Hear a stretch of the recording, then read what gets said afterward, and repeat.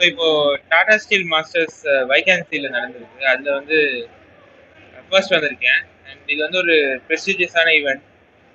கடைசி ஒரு 85+ இயர்ஸாக நடந்துட்டு இருக்கு. ஸோ இதில் வந்து நிறைய பாஸ்ட் கிரேட்ஸ், நிறைய பாஸ்ட் வேர்ல்ட் சாம்பியன்ஸ் தான் ஆடிருக்காங்க.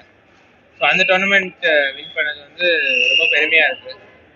அண்ட் எஸ்பெஷலி எனக்கு second half of the 2024 like என் கேம்ஸ் வந்து அவ்வளோ சரியான ஆடலை. ஸோ அதுலேருந்து வந்து இப்போ 2025ல ஃபர்ஸ்ட் டோர்னமெண்ட்லேயே ஃபர்ஸ்ட் வருது வந்து ரொம்ப சந்தோஷமா இருக்கு. ஃபர்ஸ்ட் ஆர்பி ரமேஷ் நிறைய ட்ரெயின் பண்ணியிருந்தோம். ஸோ ரொம்ப மோட்டிவேட்டடாக இருந்தேன் டோர்னமெண்ட்டுக்கு. வின் பண்ணது ரொம்ப சந்தோஷம். For example world cup, grand Swiss, இதெல்லாம் வந்து கேண்டிடேட்ஸ் குவாலிஃபிகேஷனுக்கு ரொம்ப இம்பார்ட்டன்ட் டோர்னமெண்ட்ஸ். அது இல்லாமல் நிறைய டோர்னமெண்ட்ஸ் வருது. ஸோ ஒரு எக்ஸைட்டிங் இயராக தான் இருக்கும். டைட்டில் வந்து கேண்டிடேட்ஸ் குவாலிஃபிகேஷன் பார்த்தீங்கன்னா அந்த பிடிஏ சர்க்கியூட்டுக்கு ஹெல்ப் ஆகும். பட் இப்போதான் இந்த first month of the year. So இப்போவே அதை பற்றி ரொம்ப யோசிக்க முடியாது.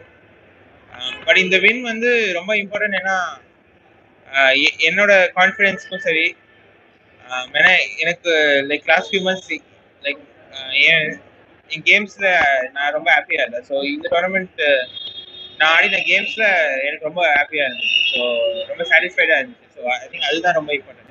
ஃபைனல் ரவுண்ட் பயங்கர டென்ஷனாக இருந்துச்சு. ஏன்னா நாங்கள் ரெண்டு பேருமே வந்து ரெண்டு ஸ்ட்ராங் பிளேயர்ஸோட ஆடிட்டு இருந்தோம். அண்ட் நாங்கள் ரெண்டு பேருமே வந்து ஸ்டார்டிங்லேயே கொஞ்சம் ட்ரபிளில் மாட்டிக்கிட்டோம். அண்ட் ஆப்பனன்ஸ் லைக் ரெண்டு பேருமே வந்து சூப்பராக ஆடினாங்க. அதுக்கப்புறம் டை பிரேக்கும் ரொம்ப எக்ஸைட்டிங்காக இருந்துச்சு. And I think okay blitz format like games வந்து முன்ன பின்ன போகணும்.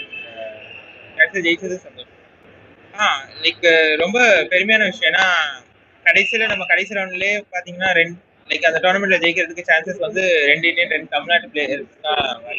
So at end of the day இந்த டைட்டில் வந்து நம்ம ஊருக்கு தான் வந்திருக்கோம். ஸோ அது ஒரு பெருமையான விஷயம். பட் லைக் கேமுக்கு முன்னாடி ரொம்ப அதை பற்றிலாம் யோசிச்சுட்டு இருக்க முடியாது. ஏன்னா நான் வந்து கிளாசிக்கல் கேமே 6.5 hours ஆனேன். அதுக்கப்புறம் 1/2 hour தான் பிரேக் இருந்துச்சு, டை பிரேக். ஸோ அதுக்கு நான் மென்டலாக ரெடி ஆகிறதுக்கே வந்து ப்ளஸ் ரெஸ்ட் வேற கொஞ்சம் எடுக்க வேண்டியது இருந்துச்சு. ஸோ அதுக்கு ரெடி ஆகிறதுக்கே வந்து எல்லா டைமும் போயிடுச்சு. பிளிட்ஸ்ல வந்து இந்த மாதிரி நடக்கிறது லைக் டக்குன்னு கேம் டர்ன் ஆகும்.